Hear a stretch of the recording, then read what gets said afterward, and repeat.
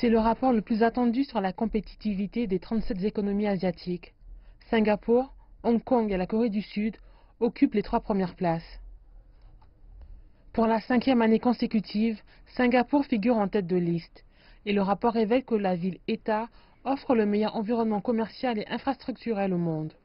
L'année dernière, elle a enregistré une croissance de 5% de son PIB, soit sa plus forte croissance en 3 ans, alors que son chômage a baissé à 1,8%. D'ailleurs, l'industrie exportatrice singapourienne en pleine expansion a également contribué à son fort rendement économique. Et parmi ses principaux secteurs d'activité, on retrouve l'équipement industriel, les composants électroniques et les produits chimiques. Quant à Hong Kong, il a obtenu de meilleurs résultats que prévu l'année dernière, et les analystes attribuent cela à ses conditions favorables aux entreprises et à son marché financier efficient. Son économie a connu une reprise avec une croissance de 3% l'année dernière, suite au ralentissement observé aux 2 premiers trimestres. En outre, le chômage dans la région administrative spéciale s'est stabilisé à 3,4%.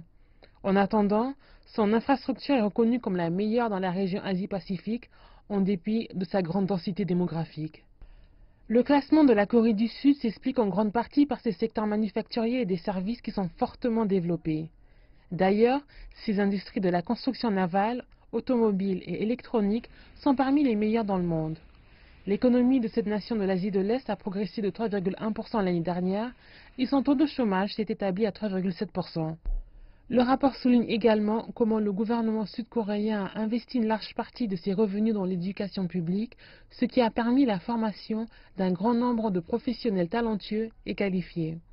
La Chine s'est classée à la 9e place avec son PIB qui s'est établi à 6,9% l'année dernière, battant ainsi les attentes. Le rapport indique que son environnement commercial s'est amélioré l'année dernière grâce au gouvernement central qui a adopté une série de réformes de la réglementation et facilité l'accès aux investisseurs étrangers. La 2e économie mondiale a également augmenté son investissement dans la recherche et le développement technologique, et la Chine cherche à passer d'un modèle de croissance alimenté par les crédits faciles et l'exportation vers une croissance alimentée par la consommation et l'innovation. En outre, les rapports révèlent ainsi que les économies émergentes jouent un rôle de plus en plus important dans la renaissance de l'économie régionale. Les données montrent que la production économique totale des 11 économies émergentes a atteint 5,1%, soit une hausse de 0,5% par rapport à l'année dernière. Et la croissance a été possible grâce à l'augmentation de la demande sur le marché local et sur les marchés étrangers.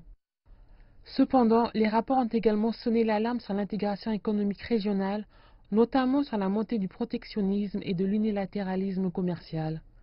Bien que le marché soit en train de remodeler la chaîne de la valeur mondiale, les questions qui se posent à présent pour les dirigeants sont comment activer les vastes ressources des marchés financiers et quelle est la prochaine étape de la restructuration économique.